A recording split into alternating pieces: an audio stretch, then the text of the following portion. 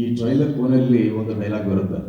ನಮ್ಮ ಗೋಪಾಲ್ ಕೃಷ್ಣ ದೇಶಪಾಂಡೆ ಅವರು ಹೇಳುತ್ತೆ, ಏನೋ ದೊಡ್ಡದಾಗಿ ನಡೀತಾ ಇದೆ. ಸೊ ನಮ್ಮ ಪ್ರಕಾಶ್ ಅವರು ಕೈ ಇಡುವಂಥ ಎಲ್ಲ ಕೆಲಸಗಳು ಸಹ ತುಂಬ ದೊಡ್ಡದಾಗೇ ಇರುತ್ತೆ. ಅದು ನೋಡೋರ ಕಣ್ಣಿಗೆ ಸುಮ್ಮನೆ ಏನೋ ಸಣ್ಣದಾಗಿ ಸಿಂಪಲ್ ಆಗಿ ಮಾಡ್ತಾ ಇದ್ದಾರೆ ಇವರೇನೋ ಅಂದ್ಕೊಳ್ಬೇಕು. ಬಟ್ ಅವರು ಯಾವುದೇ ಪ್ರಾಜೆಕ್ಟ್ ಕೈ ಇಡಲಿ ಬೈ ಹಾರ್ಟ್ಲಿ ಮಾಡ್ತಾರೆ, ತುಂಬ ಪ್ಯಾಷನ್ ಆಗಿ ಮಾಡ್ತಾರೆ. ಸೊ ಹಾಗಾಗಿ ಅದು ಅನ್ಎಕ್ಸ್ಪೆಕ್ಟೆಡ್ಲಿ ತುಂಬ ದೊಡ್ಡ ಮಟ್ಟದಲ್ಲಿ ಯಶಸ್ಸನ್ನು ಕಾಣುತ್ತೆ. ಇಲ್ಲಿ ಬಂದಿರೋದಕ್ಕೆ ಮುಖ್ಯವಾದಂಥ ಕಾರಣ, ಇಲ್ಲಿ ಆ್ಯಕ್ಟ್ ಮಾಡಿರತಕ್ಕಂಥ ಎಲ್ಲರೂ ಇಲ್ಲಿ ಸೇರಿರೋರು ಎಲ್ಲರೂ ಸಹ ನನ್ನ ಎಕ್ಸ್ಟೆಂಡೆಡ್ ಫ್ಯಾಮಿಲಿ. ಸೊ ಹಾಗಾಗಿ ಈ ಒಂದು ವೇದಿಕೆಗೆ ನಾನು ಅತಿಥಿಯಾಗಿ ಬಂದಿಲ್ಲ, ಸ್ನೇಹಿತನಾಗಿ ಬಂದಿದ್ದೀನಿ ಅಂತ ಹೇಳ್ಕೊಳ್ಳೋದಕ್ಕೆ ಇಷ್ಟಪಡ್ತೇನೆ. ಸೊ ಫಸ್ಟು ನಮ್ಮ ಪ್ರಕಾಶ್ ಅವ್ರ ಬಗ್ಗೆ ಹೇಳಿದೆ. ಸರ್, ನೀವು ಮಾಡುವಂಥ ಎಲ್ಲ ಸಿನಿಮಾಗಳು ತುಂಬ ಡಿಫ್ರೆಂಟಾಗಿ ಮಾಡ್ತೀರಾ.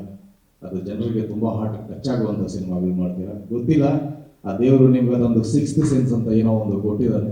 ನೀವು ಮಾಡೋ ಅಷ್ಟು ಸಿನಿಮಾಗಳು ನಾನು ನೋಡಿದ್ದೀನಿ. ಅಷ್ಟು ಸಿನಿಮಾಗಳಲ್ಲೂ ಡಿಫ್ರೆಂಟ್ ಏನೋ ಒಂದು ಕಾನ್ಸೆಪ್ಟ್ ಇರುತ್ತೆ.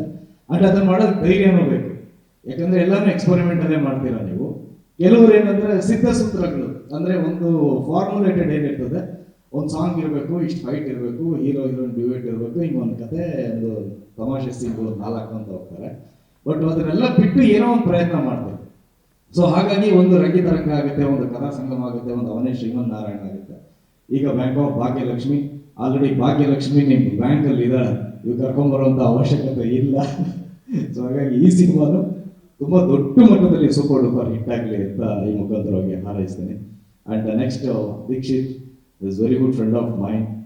ನಮ್ಮ ಕನ್ನಡದ ಹುಡುಗ ಇವತ್ತು ಎಂಟೈರ್ ಭಾರತದಲ್ಲಿ ತುಂಬ ದೊಡ್ಡ ಹೆಸರನ್ನ ಮಾಡ್ತಾ ಇದ್ದಾರೆ. ಅವರು ಅಭಿನಯಿಸಿದಂಥ ಎಲ್ಲ ಸಿನಿಮಾಗಳನ್ನೂ ಸಹ ನಾನು ನೋಡಿದ್ದೀನಿ. ಲಿಂಕ್ ಅನ್ನೋ ಸಿನಿಮಾ ಅದ್ಭುತವಾದಂಥ ಒಂದು ಅಭಿನಯ ಮಾಡಿದ್ರು ಅದರಲ್ಲಿ. ಈಗ ರೀಸೆಂಟಾಗಿ ಗರ್ಲ್ ಫ್ರೆಂಡ್ ಜೊತೆನಲ್ಲಿ ಎಕ್ಸ್ಟ್ರಾಡಿನರಿ ಹಿಟ್ ಹೊಡಿತಾ ಇದ್ದೀರಾ.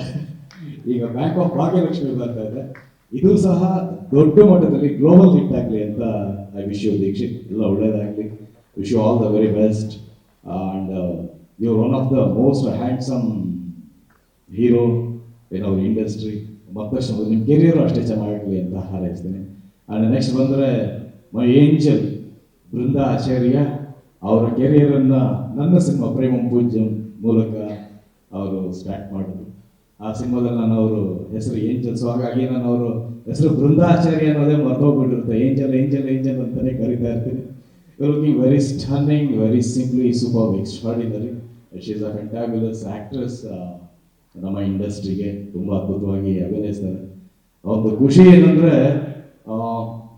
ಒಂದ್ಸಲಿ ಅನಂತನಾಗ್ ಸರ್ನ ನಾನು ಮೀಟ್ ಮಾಡೋದ್ರ ಜೊತೆಲಿ ಆ್ಯಕ್ಟ್ ಮಾಡ್ತಾ ಇರ್ಬೇಕಾದ್ರೆ, ನಂದು ಯಾವುದೋ ಒಂದು ಸಿನಿಮಾ 2 ಸಿನಿಮಾ ಒಂದೇ ವಾರ ಒಂದೇ ದಿನ ರಿಲೀಸ್ ಆಗ್ತಾ ಇತ್ತು.